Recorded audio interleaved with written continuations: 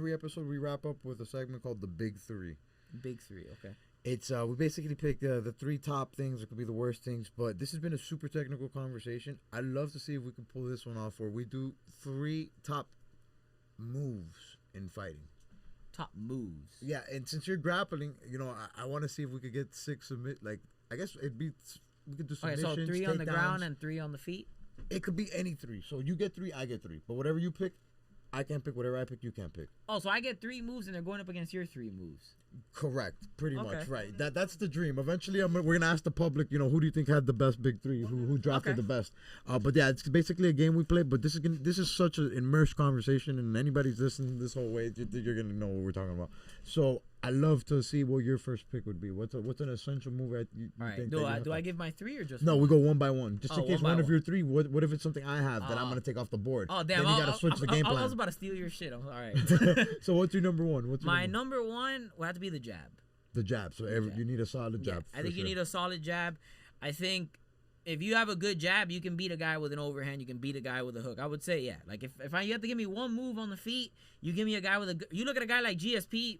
90% of his striking was a jab, and that shit got him super far. So I would go with the jab. Okay. So that would be my number 1. Okay. And so nowadays the leg kick has been used so well, it's taking over the game by storm. So I'm gonna do that as the first pick, because it's a very popular thing. So we're gonna say, and a lot of people are implementing it regardless of the base, regardless of the style. As long as you do that, if you do it the right way, you could keep anybody's game plan at bay, regardless of what their type of fight. It could do a lot. So what's your second pick? A double leg. A double leg. Gotta go with a double. A straight up solid double leg. I like how you solid specify a nice solid double. Solid double leg. Dope. Okay. And I think you combine that with a solid jab. You're looking again like a guy like GSP. I think that gets you a long way. That's my goal. And I would say a double leg is probably one of the takedowns that you see the most getting hit at a high percentage. Like, I mean, I would say maybe let me not say it, because then that might be the one you say. But a double leg definitely, I would say, is one of the takedowns that has the highest percentage of hitting. So yeah, we'll go jab and a double leg. All right, bro, one of the most popular moves in fighting history. It's I'd say the rear naked choke. I say that's. Oh, you stole my last one. All right, good job. You stole mine. That's a grill. That you see, that's success in my mind. The fact that I could think of something that you were gonna think of, that's dope. Yeah, so the rear naked choke's really powerful. Ronda Rousey, she didn't have too many moves in her arsenal, but she had that, and got her far. What's your? That's my second. So what's your third?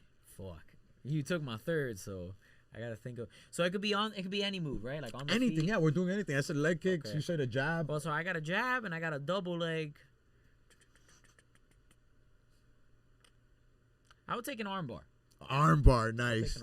Yeah. If you're taking my rear neck, I'll take an armbar. I would say, yeah, that's definitely a move too. Like if you're on the ground and people are punching, you can like create a lot of openings for like arm bars and stuff. If I gotta take a submission, I'll probably take an arm bar. And you know what? Another move that's going viral right now, and his sister just used the same move and murked somebody, the right hook. You do a nice right hook like Alex Pereira and his sister, you're murking people nowadays. It's crazy. And so I had mentioned right now GSP's my GOAT. Who's your GOAT? Do you have like a or better yet, what's your Mount Rushmore of fighting? Oh, okay. My Mount Rushmore, definitely GSP. Yeah. I would say you have to, John Jones can't even be in the equation because the PED failed test. Like you can't. I mean, everyone has him on the Mount Rushmore. I'm with you. I'm honestly with you. The last couple of years, he's lost a lot of stock, in my opinion. Yeah.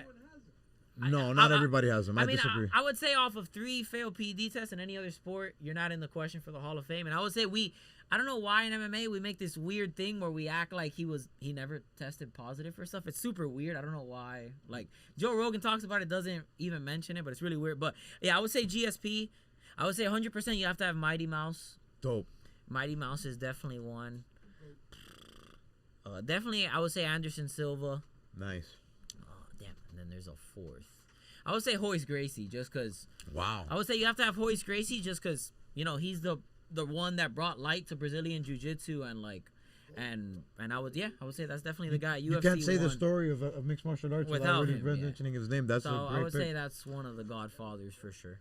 That's dope, man.